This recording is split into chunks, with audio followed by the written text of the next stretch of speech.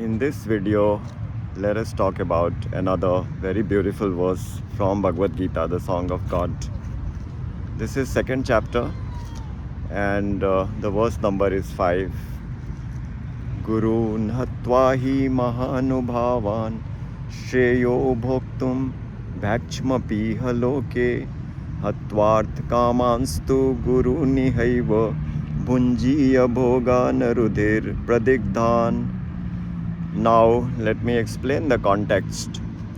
In the first chapter of Bhagavad Gita, Arjun Vishad Yog, lamentation by Arjun about the consequences of the war, Shri Krishna lets Arjun speak out all the grievances, all the sentiments that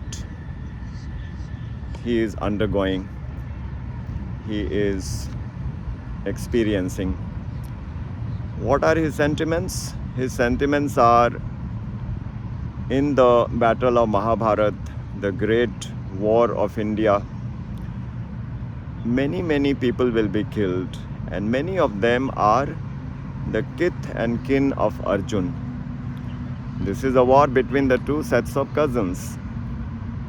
Arjun's father, Pandu, is the brother of Dhritarashtra, who is the father of the Kauravas. And now the battle has become so imminent that both sides are arrayed in the battlefield, and it is very logical to assume that there will be so much of bloodshed. So Arjun is lamenting that in this battle I'll have to kill my relatives, my in-laws, even my teachers. So what kind of war is this going to be? Will I be happy killing this kith and kin?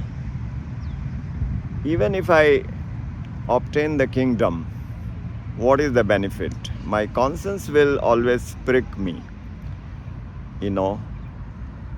That is the state of Arjun's mind. And he is lamenting over and over again. Shri Krishna is just listening to him. That is what he says, gurūnahatvā mahā-anubhāvān śhreyo bhoktum bhaikṣhyamapīha loke. Oh Shri Krishna, it's better to beg and earn a livelihood by just getting some alms from begging, rather than indulging in this ghastly war. Because even if we get the kingdom, our hands will be tainted with blood. So this is a very important point. In our lives too, we have so many such situations where the conscience comes in the picture. We have to take a decision, and sometimes the decision is not conducive to our mind and heart, and we are left with a guilty conscience, in the sense that we have committed an act which is completely unacceptable to our own self. But this happens. So the guilty conscience is a very important aspect. In explanation to this verse, Swami Mukundanand talks about the Shakespearean play MACBETH. So MACBETH is a nobleman from Scotland, and once the king of Scotland has visited him, and it so happens that he stays in Macbeth's place in the night. Now Macbeth's wife suggests to her husband that why don't you kill the king, and they do that. They conspire to kill the king, and then they become the king and queen of Scotland. But what is the consequence? Shakespeare is writing that Macbeth is seen walking in the night, tensed, restless. He is unable to sleep. And his wife is all the time washing her hands. She is having this guilt. She is trying to remove as if the blood from her hands by washing her hands repeatedly. So the lust for pelf and wealth has resulted in such miserable situation. So is that wealth glorious? That is the conundrum. That is the predicament of Arjun also, the dilemma of Arjun also. Of course, later we come to know that Sri Krishna is the Supreme Person. He knows the past, the present and the future. He is Trikaldarshi. So if we work under his shelter, then we are safe, otherwise not. So Arjun does fight the war after he receives the knowledge that the act, is it sanctioned by the divine? If the act is sanctioned by the divine, then it becomes the right act. And that is the formula for a blissful and peaceful existence. Sometimes the war becomes inevitable. As in this case, both Pandavas and Krishna have done every bit to prevent the war.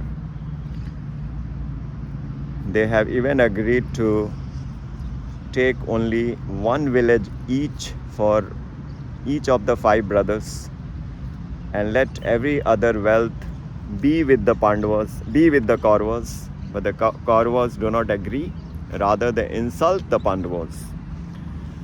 So Krishna and Pandavas have tried every stunt to prevent the war, but it has become inevitable. So there the Lord himself is guiding Arjun that after all, you are talking about killing your guru, your teacher, your relatives, but you are not killing the soul, and the soul is immortal. You are killing the body. So that is the first piece of knowledge, that body is different and the soul is different. And this has become necessary, and that is why you should not lament.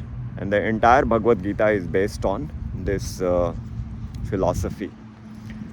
So very profound verse in the 2nd chapter of Bhagavad Gita, the Song of God, and very beautiful explanation with reference of the Shakespearean play Macbeth.